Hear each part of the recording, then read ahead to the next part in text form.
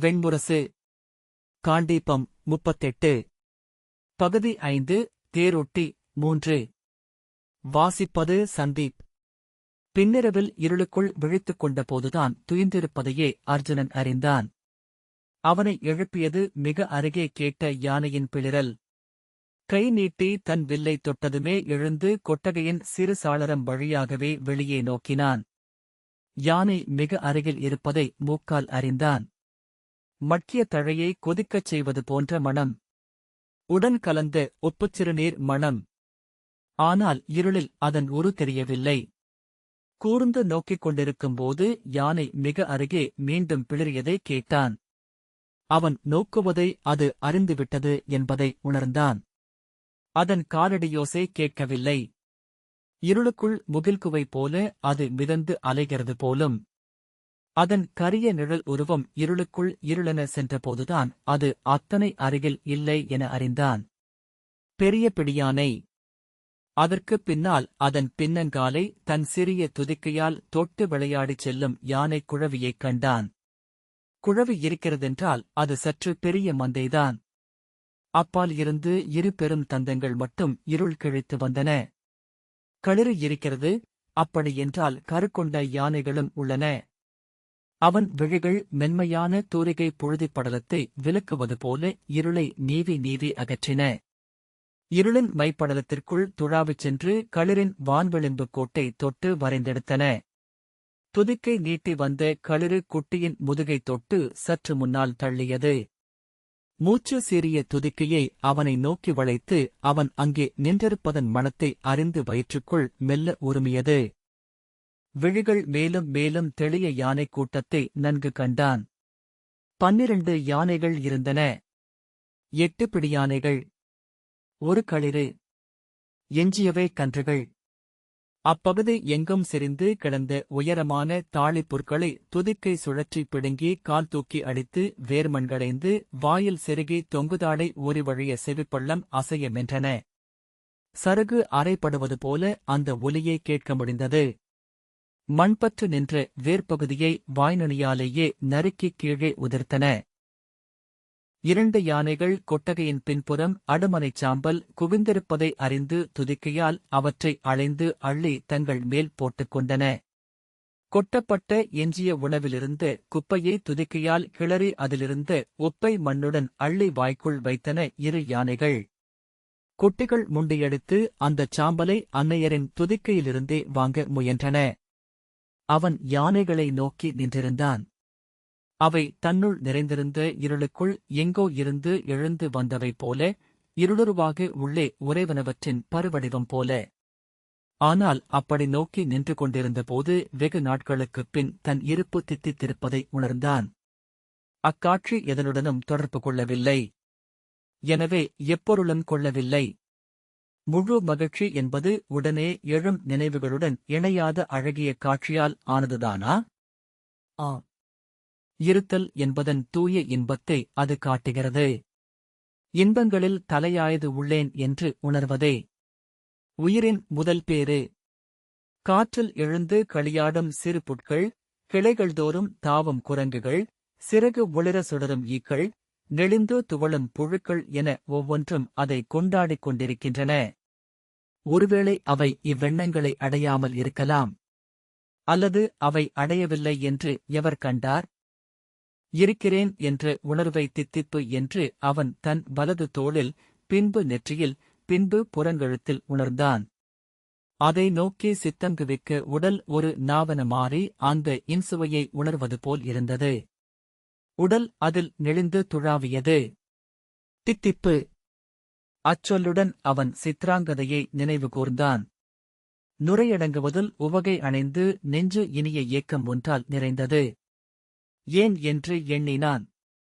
வேட்கையா? இழப்புணர்வா? இக்கணமே எழுந்து கிளம்பி அங்கு திரும்பிச் சென்றால் என்ன? இல்லை. நான் பார்த்தேன். மிச்சமின்றி விட்டுச் செல்வதால் மட்டுமே புதியவற்றை அடைய முடியும் என்று அறிந்தவன். எக்கணமும் என் முன் பேரிரு கொண்டு எழப்போகும் முழுதறிவை பெறுவதற்காக என் கலங்களை ஒவ்வொரு கணமும் கழுவி தூய்மைப்படுத்தி வைப்பவன். பெருமூச்சுடன் அவன் மீண்டும் வந்து தன் மரவொரு இருக்கை மேல் அமர்ந்து கொண்டான். கம்பளியைப் போர்த்தி கண்மூடி சூழக் கேட்கும் மூச்சொலிகளில் சித்தம் நிலைக்க விட்டான். அருகே இருந்த மரவொரி படுக்கையில் மெல்லிய அசை ஒன்று கேட்டது. ஓர் ஒலி குரல் போலவே பொருள் கொண்டதாக ஆவதன் விந்தையை அர்ஜுனன் புன்னகையுடன் எண்ணிக்கொண்டான். மீண்டும் மஞ்சம் தெளிவான ஒரு சொல்லை பேசியது. அர்ஜுனன் திரும்பவில்லை. எழுந்து அமர்ந்த அப்பயணி, யானைகளா என்றான். ஆம் என்றான் அர்ஜுனன். இம்மலை முழுக்க யானைகள்தான். இங்கு குன்றாத மழை பெய்வதனால் அவற்றுக்கு உணவுக்கு குறைவில்லை. ஓர் உரையாடலை தொடங்குவதற்கான வெற்றுப் பேச்சு அது என்று உணர்ந்து கண்களை மூடி விழிகளை திருப்பிக் கொண்டான் அர்ஜுனன். இம்மலை பற்றி என்னிடம் சொன்னவர்கள் யானையைத்தான் திரும்பத் திரும்ப குறிப்பிட்டார்கள். அங்கே எங்களூரில் யானைகள் படைகளில்தான் இருக்கின்றன. இப்படி மந்தைகள் போல் சுற்றித் திரிவதில்லை. அதற்கும் அர்ஜுனன் மறுமொழி சொல்லவில்லை. இங்கே காட்டு மாடுகள் போல் யானைகள் சுற்றித் திரிகின்றன. இம்மலையில் கன்று வளர்ப்பது எளிதல்ல, அதனால்தான் இம்மலையில் யாதவர்கள் இல்லை போலும் என்றபின் அவன் மஞ்சம் ஓசையிட எழுந்து சாளரம் வழியாக வெளியே பார்த்தான். பெரிய யானைகள். கங்கை கரை காடுகளிலும் யமுனைக்கரை காடுகளிலும் சில உள்பகுதிகளில் யானைகள் உள்ளன. ஆனால் அவை இவ்வளவு பெரியவை அல்ல. அவற்றின் முகத்தில் இத்தனை செம்புள்ளிகளும் இருப்பதில்லை. தன்னை அறியாது எழுந்த ஆர்வத்துடன், உங்கள் ஊர் எது என்று வினவினான் அர்ஜுனன். அவன் தன்னை உரையாடலுக்குள் இழுத்துவிட்டதை உணர்ந்ததும் அவன் கூர்மதியாளன் என எண்ணிக்கொண்டான். நான் மதுவனத்தை சேர்ந்தவன். துவாரகையின் இளைய யாதவருக்கு உறவினன் என்றான். நீர் அறிந்திருக்க வாய்ப்பில்லை. என் பெயர் கதன். அர்ஜுனன் வியப்புடன் இருளுக்குள் அவனை நோக்கி விழைய செய்யாமல் சில கணங்கள் இருந்தபின் இயல்பாக, அப்படியா என்றான். மதுவனத்தை இப்போது இளைய யாதவரின் தந்தை வழிபாட்டனார் சூரசேனர்தான் பிதாமகராக அமர்ந்து ஆண்டு வருகிறார் என்று அறிந்திருப்பீர்கள். அவருக்கு வயது முதிர்ந்துவிட்டது. காதுகளும் நன்றாக கேட்பதில்லை. அவரது மைந்தர் வசுதேவர்தான் யாதவர்களின் தொல்லகரகான மதுராவை ஆள்கிறார். அறிந்திருப்பீர் என்றான் கதன். ஆம் என்றான் அர்ஜுனன். கதனின் கண்களை சந்திக்க முடிந்தால் நன்றாக இருக்கும் என எண்ணிக்கொண்டான். உண்மையில் வசுதேவரின் உடன் பிறந்தவர்களால் ஆளப்படுகிறது மதுவனம் என்றான் கதன். அவனே மெல்ல சிரித்து, ஆள்வதற்கு அங்கு என்ன நாடாயிருக்கிறது? வெறும் காடு. அதில் கன்று மேய்க்கும் ஆயர்குழுக்கள் என்றான். அர்ஜுனன், நான் பார்த்ததில்லை என்றான். அவர்கள் அறிந்ததெல்லாம் புணர்வதும் பூசலிடுவதும்தான். ஒன்றாகவே மேயும் கன்றுகளைக் கண்டு கண்டு யாதவர்கள் பிளவுறக் கற்றிருக்கிறார்கள். ஏன் என்றான் அர்ஜுனன். அவர்கள் ஒருவரையொருவர் சந்திப்பதே இல்லை. கன்றின் கால்களில் இருக்கிறது அவர்களது பாதை. மழைக்காலத்தில் மட்டும் ஓரிடத்தில் கூடுவது அவர்களின் வழக்கம். மழை மாதங்கள் 4 முடிவதுவரை கொட்டகைகளில் கூடி அமர்ந்து வம்பு பேசிக் கொண்டிருப்பார்கள். முதல் மாதம் முழுக்க ஒருவரையொருவர் குற்றஞ்சாட்டி வசைபாடி பூசலிடுவார்கள். 2ஆம் மாதத்தில் கதைகள் சொல்லிக் கொள்வார்கள். 3ஆம் மாதத்தில் உறவுகள் அமையும். 4ஆம் மாதம் முழுக்க மதுமயக்கு மட்டுமே. எங்கிருக்கிறோம் என்றே அறியாதிருப்பர். மழை விட்டு வசந்தம் வந்திருப்பதே மாடுகளை விட்டு முட்டி அவர்களை எழுப்பினால்தான் தெரியும். அர்ஜுனன் புன்னகைத்தான். கதன், நான் நினைவறிந்த நாள் முதல் மதுவனத்திற்கு வெளியே சென்றதில்லை. சென்ற மாதம் மூத்த இளவரசர் வசு என்னை அழைத்தார். எங்கள் மூதரசர் சூரசேனருக்கு லவணகுலத்து இளவரசி மரிஷைக்கு பிறந்த மைந்தர்கள் 11 என்று அறிந்திருக்க மாட்டீர்கள். வசு, தேவபாகர், தேவசிரவஸ், ஆனகர், சிரஞ்சயர், காகநீகர், சியாமகர், வத்சகர், காவுகர், வசுதேவர். இளவரசி பிருதை மார்த்திகாவதியின் குந்தி போஜருக்கு மகளாகிச் சென்று குந்திதேவியாக அஸ்தனபுரியை ஆள்கிறார். சூரசேனம் மைந்தரால் பொலிவு கொண்டது. அனைவருமே கன்று பெருக்கிய பெருங்குடி யாதவரே. அவர்களுள் கன்று மேய்க்க மறுத்து கல்வி கற்கச் சென்றவர் வசுதேவர். அவர் மதுராவை ஆண்டு உக்ரசேனரின் அமைச்சரானார். மதுராவின் இளவரசர் கம்சரின் தோழரானார்.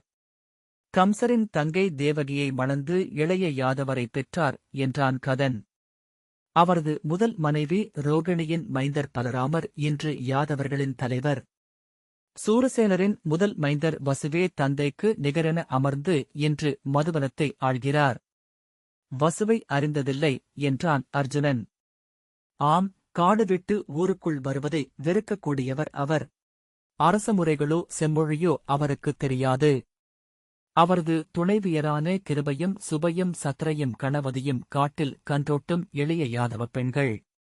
ஆகவே இளைய யாதவர்தான் மதுவனத்தை தன் சொல்லை அனுப்பி ஆள்கிறார். அவரது ஆணைகளைப் பெற்று இளையோர் சியாமகரும் வத்சகரும் காவுகரும் மதுவனத்தை நடத்துகிறார்கள் என்றான் கதன். நீங்கள் எண்ணுவது சரிதான். இளையோராகிய வத்சகரும் காவுகரும் இளைய யாதவருக்கே அணுக்கமானவர்கள் என்று கதன் தொடர்ந்தான். ஆனால் மூத்தவர்களின் நோக்கில் இளைய யாதவர் யாதவகுலத்தை போருக்கும் பூசல்களுக்கும் இட்டுச் சென்று அழிவை அழைப்பவர். கார்த்தவீரியருக்கு நிகழ்ந்ததை இளைய யாதவருக்கும் நிகழப்போகிறது. பிறிதொரு முற்றழிவை மதுராவும் யாதவரும் சந்திக்கவிருக்கிறார்கள் என்றே அவர்கள் எண்ணுகிறார்கள். ஆகவே மூத்தவர்களுக்கும் இளையவர்களுக்கும் நடுவே நீருக்குள் சுழலோட்டம் போல தெரிந்தும் தெரியாமலும் ஏதோ ஒன்று எப்போதும் நிகழ்ந்து கொண்டிருக்கும். எனவே மூதரசர் சூரசேனரை சந்திக்கும்படி எனக்கு இளவரசர் வசுவின் ஆணை வந்தபோது அதை இளைய யாதவரின் ஆணையா மூத்தவர்களின் ஆணையா என்றறியாமல் குழம்பினேன். உத்தரவனத்தில் என் குடும்பத்துடனும் மந்தையுடனும் தங்கியிருந்து நான் அங்கிருந்து கிளம்பி காட்டில் 3 நாள் பயணம் செய்து மதுவனத்திற்கு வந்தேன் என்றான் கதன். மதுவனத்தின் இளவரசர்கள் அனைவருமே அப்போது அங்கே வந்திருந்தனர். அவர்களின் குடும்பங்களும் அங்கிருந்தன. என் அன்னையின் குடிலுக்குச் சென்று நீராடி உடை மாற்றி மைய மாளிகைக்குச் சென்றபோது வாயிலிலே ஆனகர் என்னை அணுகி மெல்லிய குரலில் மதுராவிலிருந்து பலராமர் வந்துள்ளார், அவரை உம்மை சந்திக்க அழைத்தவர் என்றார். பலராமரா? ஏன் என்றேன். அதை நான் அறியேன் என்றார். தயக்கத்துடன் இச்சந்திப்பு இளைய யாதவரின் ஆணைப்படியா என்றேன். அதையும் நான் சொல்லலாகாது என்றார். நான் எவ்வண்ணம் எனினும் என் குடித்தலைவர் சூரசேனரே. அவரது சொல்லுக்கு நான் கட்டப்பட்டவன் என்றேன். ஆனகர் இளைய யாதவரும் அவர் சொல்லுக்கு கட்டப்பட்டவரே என்றார். நான் உள்ளே சென்று அங்கே அங்களத்தில் போடப்பட்ட மரப்பீடங்களில் அமர்ந்திருந்த பலராமரையும் சூரசேனரையும் வணங்கி நின்றேன். வசுவும் தேவபாகரும் தேவசிரவசும் தந்தைக்குப் பின் போடப்பட்டிருந்த பீடங்களில் அமர்ந்திருந்தனர். பலராமர் என்னிடம், இவனா?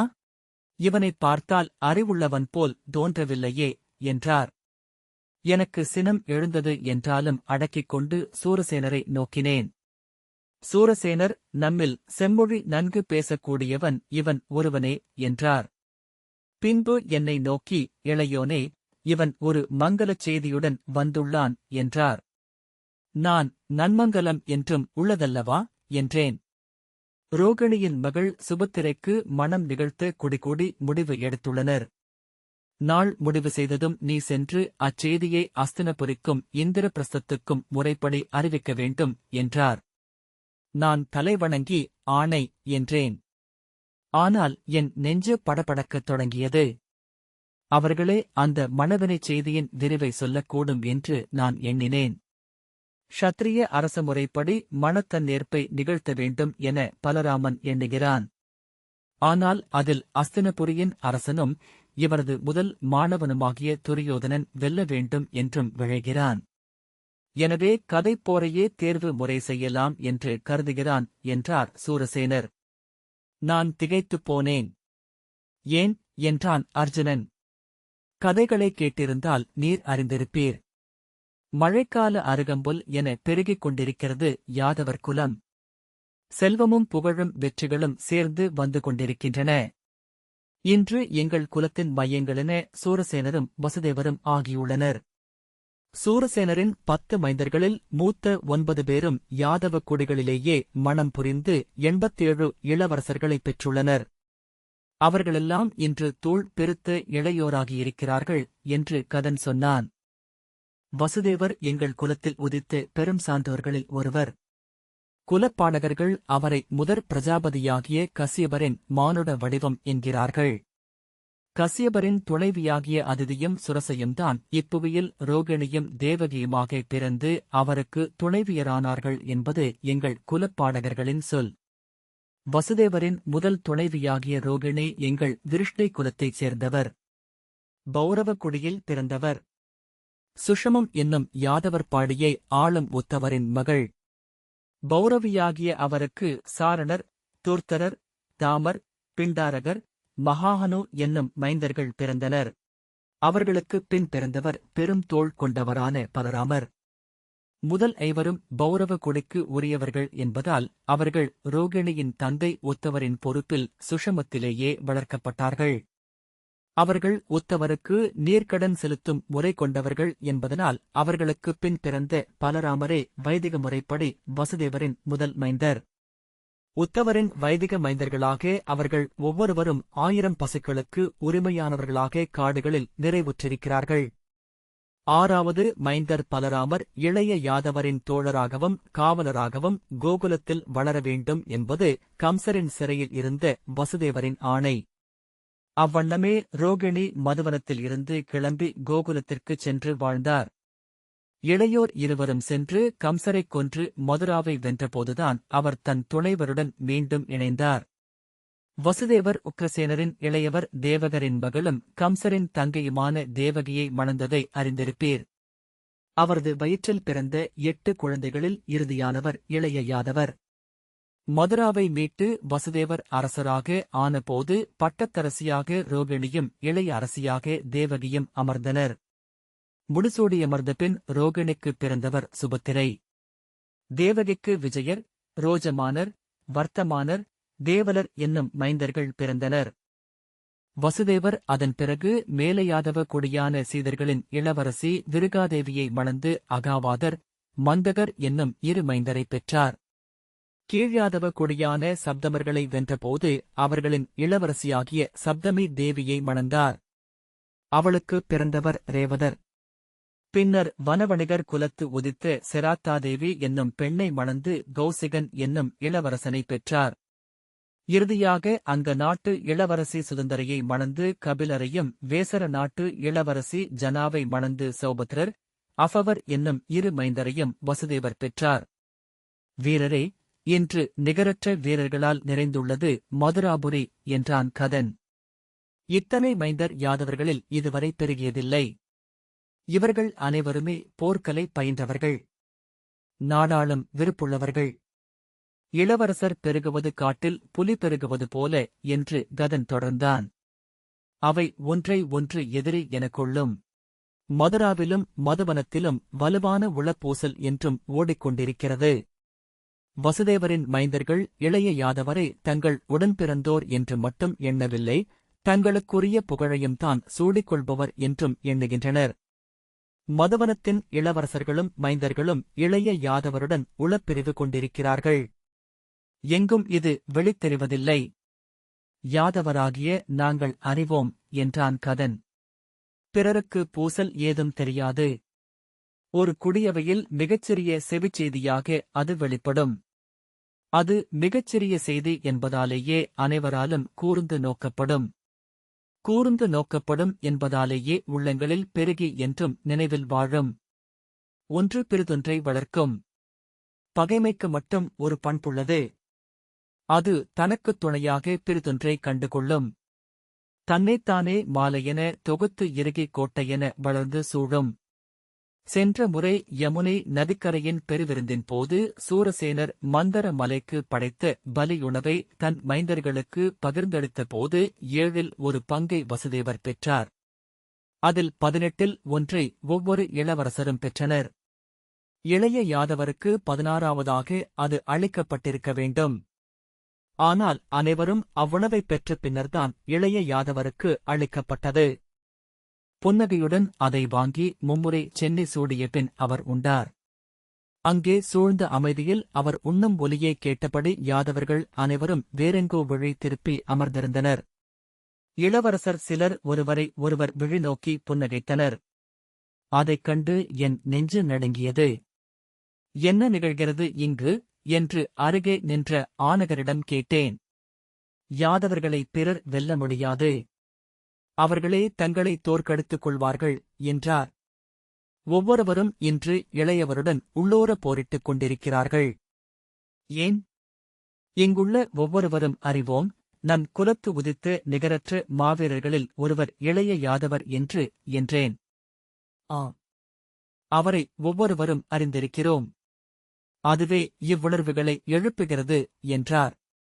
எனக்கு விளங்கவில்லை இளவரசே என்றேன். என் இனிய கதா, அன்புக்கும் சினத்துக்கும் இணையாக மானுடனை என்றும் ஆட்டி வைப்பது பொறாமை என்ற பின் ஆனகர் அகன்றார். அன்றே என் உள்ளம் பதைத்துக் கொண்டிருந்தது, ஏதோ ஒன்று நிகழப்போகிறது என்று. சுபத்திரையை அஸ்தனபுரி அரசருக்கு கொடுக்கப் போவது என்பது யாதவ குடிகளுக்குள் ஓடிக்கொண்டிருக்கும் சிறுமையின் வஞ்சத்தின் அறிகுறியே என்று உணர்ந்தேன் என்றான் கதன். அர்ஜுனன், அதை ஏன் பலராமர் செய்கிறார் என்றான். வீரரே, அவர் உடலைப் போல் உள்ளமும் வெண்மையானது. அவருக்கு துரியோதனன் மேல் பற்று மிகுதி. அப்பெரும்பற்றால் அவர் துரியோதனனின் நற்பண்புகளை மட்டுமே அறிந்திருக்கிறார். துரியோதனன் என்றும் பாண்டவருக்கு பகைவர் என்பதை, அப்பகை தெய்வங்களின் ஆடல் என்பதை அனைவரும் அறிவர். தெரிந்தேதான் சூரசேனரும் இளவரசர்களும் வசுதேவரின் மைந்தர்களும் கூடி பலராமரை அத்திசை நோக்கிக் கொண்டு செல்கிறார்கள் என்றான் கதன்.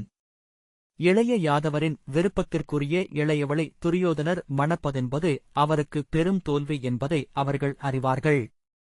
தன் உயிர்த்தோழர் அர்ஜுனனை முழுமையாக ஆதரிக்க முடியாத இக்கட்டில் அவர் சிக்கிக் கொள்வார் என திட்டமிடுகிறார்கள் கதன் சொன்னான். இச்சிறிய வெற்றி அவர்களுக்கு எளிய ஆணவ நிறைவை மட்டுமே அளிக்கப் போகிறது. ஆனாலும் அவர்கள் அதில் மகிழ்ந்து திளைக்கிறார்கள். வீரரே, என்றேனும் கௌரவர்களும் பாண்டவர்களும் போர் முனையில் எதிரெதிர் நிற்பது உறுதி. பாரத வருஷமெங்கும் நிமித்திகரும் பூசகர்களில் எழும் தெய்வங்களும் அதை சொல்லிக் கொண்டிருக்கின்றனர். அப்போரில் பாண்டவர்களுக்கு எதிராக இளைய யாதவர் நிற்க வேண்டியிருக்கும். தன் அன்புக்குரிய பார்த்தனையே அவர் களத்தில் எதிர்கொள்ள வேண்டியிருக்கும். அவர்களின் திட்டம் அதற்காகவே என்று கதன் சொன்னான். அர்ஜுனன் நீண்ட நேரம் ஏதும் பேசாமல் அமர்ந்திருந்தான். ஓர் எண்ணம் அவனில் எழுந்தபோது உடல் அறியாமல் அசைந்து அவன் அமர்ந்திருந்த மஞ்சம்